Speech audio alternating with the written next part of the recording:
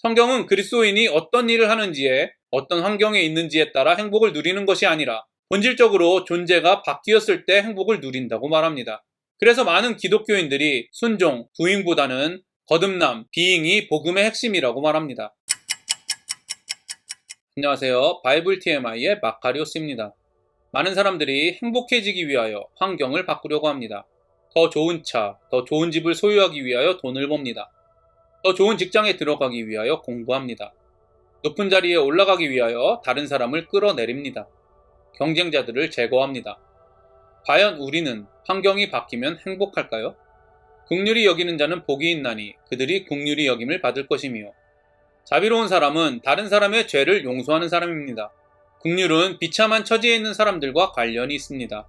특별히 죄의 비참한 결과를 이해하고 보는 것입니다. 제가 생각할 때 많은 사람들이 긍휼을 죄에 대하여 눈감아주는 관용으로 생각하는 경향이 있습니다.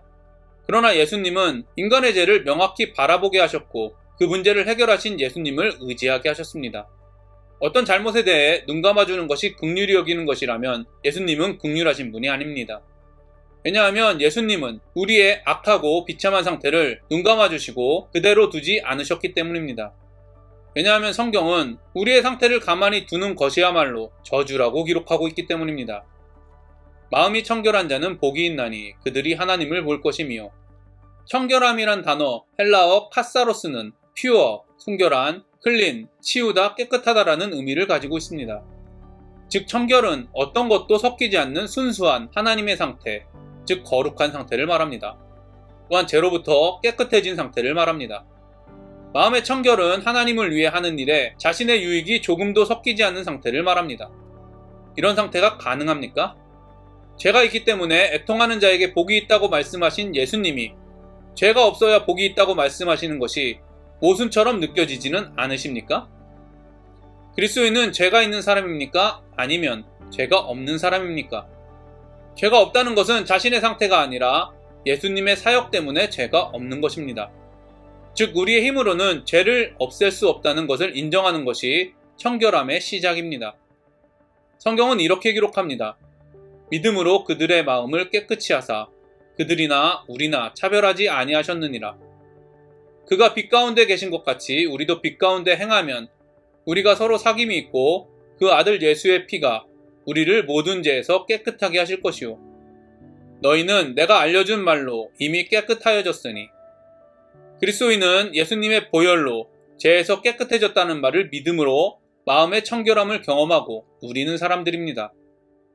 이처럼 마음의 청결함을 소유할 수 있는 유일한 방법은 자신의 불결하고 죄악된 마음을 고백하고 애통해하며 예수님의 보혈의 능력을 의지할 때 가능합니다.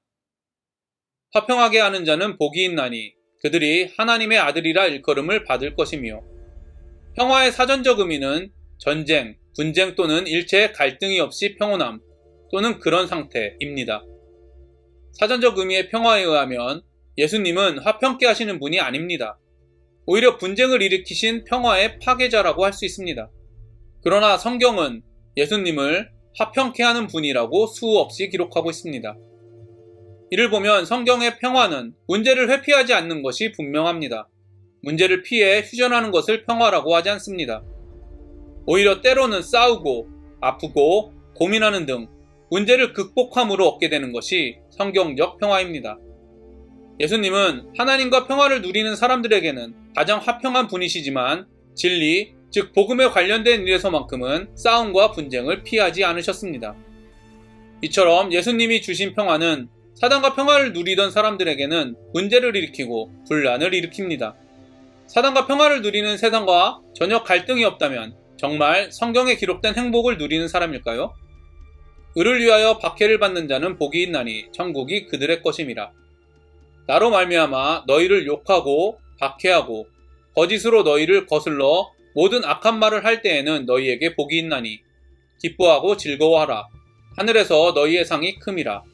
너희 전에 있던 선지자들도 이같이 박해하였느니라.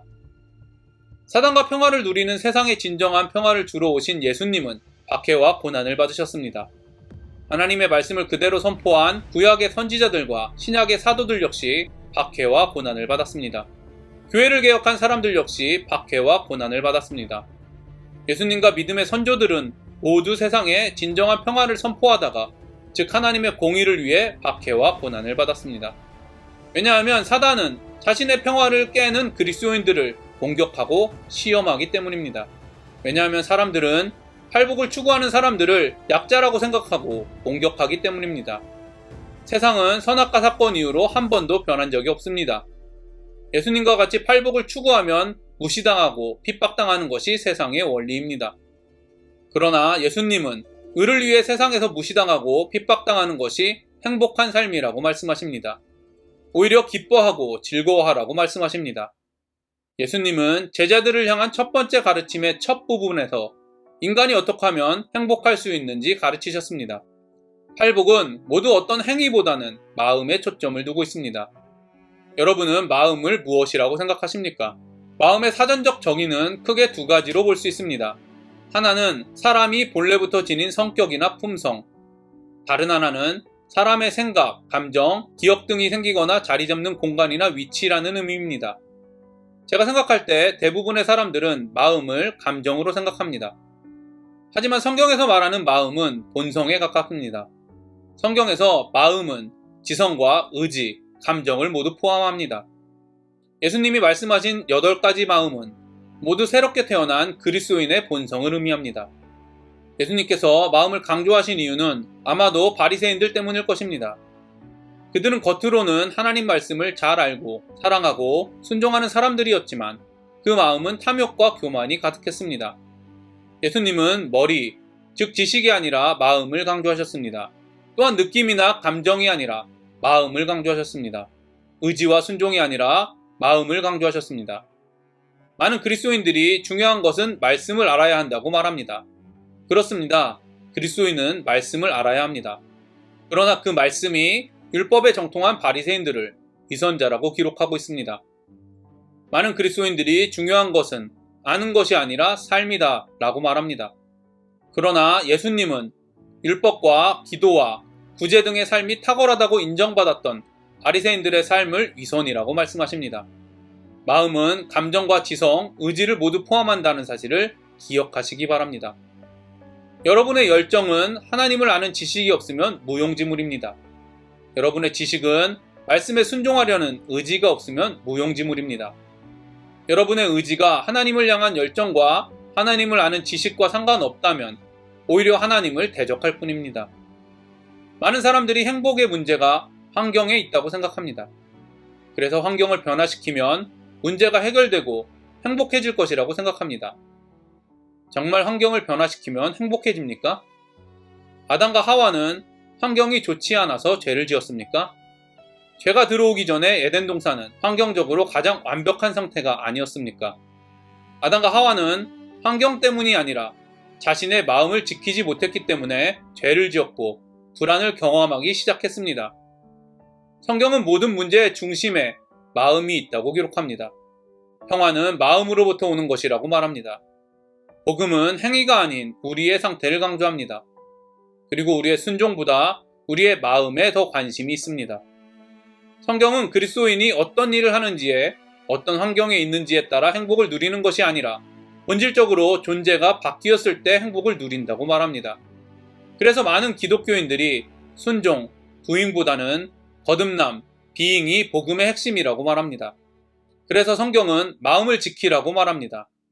모든 지킬 만한 것 중에 더욱 내 마음을 지키라. 생명의 근원이 이에서 남이니라. 성경이 이렇게 기록하고 있음에도 불구하고 많은 사람들이 이렇게 또는 저렇게 행동하고 순종함으로 그리스도인이 되라고 말합니다. 이런저런 마음을 가지기 위하여 결단하라고 합니다.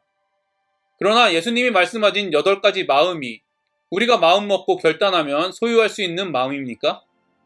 하나님이 주시는 행복을 누리기 위해서 8가지 행복한 마음으로 살기로 결단해야지 라고 말한다면 매우 잘못 생각하고 있는 것입니다. 사도 바울이 이렇게 고백하고 있기 때문입니다. 내가 육체 가운데 사는 것은 나를 사랑하사 나를 위하여 자기 자신을 버리신 하나님의 아들을 믿는 믿음 안에서 사는 것이라. 그렇습니다. 그리스도인은 의지와 결단으로 사는 사람들이 아닙니다. 오직 믿음으로 사는 사람입니다. 이 믿음은 내가 아닌 내 안에 그리스도로 사는 인생이 되었다는 것을 믿는 것입니다. 8가지 행복은 내 안에 그리스도가 사실 때만 경험할 수 있습니다. 성령이 내 안에서 역사하실 때만 경험할 수 있습니다. 그 외에는 모두 예수님이 말씀하신 행복이 아닙니다. 하나님께서 주신 행복이 아니라 자신의 기준을 만족함으로 느끼는 행복입니다. 세상 사람들은 이런 행복을 추구합니다. 그러나 거듭난 사람, 즉 그리스도인은 이런 행복이 아니라 예수님이 말씀하신 8가지 행복을 추구하는 사람입니다. 아니, 본성이 바뀌어 경험하고 있는 사람입니다. 그리스도인은 자신이 아닌 예수님으로 살 때 가장 행복한 사람입니다. 성령이 내 안에서 일하시고 있을 때 가장 행복한 사람입니다. 이런 경험이 없다면 결코 팔복을 이해할 수도 소망할 수도 없을 것입니다. 저와 여러분이 매 순간 내가 아닌 예수님과 성령님으로 사는 삶을 경험하기를 간절히 기도합니다. 심령이 가난한 복, 애통하는 복, 온유한 복, 의에 줄이고 목마른 복은 하나님과의 올바른 관계를 통해 누리는 복입니다. 그리고 긍휼히 여기는 복, 청결한 복, 화평하게 하는 복, 의를 위하여 핍박받는 복은 사람들과의 올바른 관계를 통해 누리는 복입니다. 그리고 성경은 율법을 하나님 사랑, 이웃 사랑으로 설명합니다. 이를 보면 예수님이 말씀하신 8가지 복은 율법과 연관되어 있다는 것을 알 수 있습니다. 새롭게 태어난 그리스도인은 8가지 복을 소유한 사람입니다. 그리고 이 8가지 마음은 하나님의 율법을 온전히 순종하게 합니다. 하나님 나라를 온전히 경험하게 합니다. 그래서 예수님께서는 하나님 나라의 율법을 온전히 이루는 방법에 대해 설명하시기 전에 새롭게 태어난 그리스도인이 소유한 8가지 마음에 대해 말씀하신 것입니다. 하나님의 말씀과 율법에 순종하는 것은 자신이 예수님을 통해 새롭게 태어나 팔복을 소유했다고 믿는 믿음으로만 가능합니다. 수많은 믿음의 선조들이 산상설교, 특히 팔복을 유독 주목해서 가르친 이유가 여기에 있습니다. 저와 여러분이 하나님을 위해 무엇을 할까 고민하는 doing이 아닌 하나님께서 나에게 무엇을 해주셨는지 기억하고 점검하는 being에 매순간 초점을 맞추어 예수님이 말씀하신 팔복을 누리며 경험하게 되기를 간절히 기도합니다. 오늘도 행복한 하루가 되시길 바랍니다.